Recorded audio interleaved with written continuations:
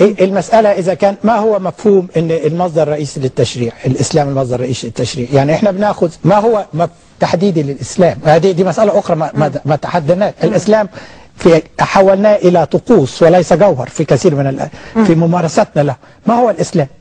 هل اجتهدنا في تفسيرنا للإسلام في الأربع خمس القرون الماضية؟ الحزب أن يكون له مرجعية إسلامية أو مرجعية مسيحية.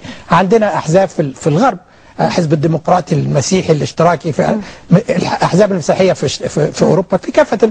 إن نهاية المطاف هذه تعبر عن أفكار وعن قيم معينة. يعني هل من الأفضل أن يكون هذا محظور أن أقول أن الدولة ليس لها دين؟ يعني هناك كذلك في الدستور الدولة دينها الإسلام. الدولة هي مؤسسات، المسلمين هم الأفراد، أو الأفراد في المصريين مسلمين أو أقباط، إنما الدولة كمؤسسة ليس لها دين، ليس لها دين، ليس لها دين.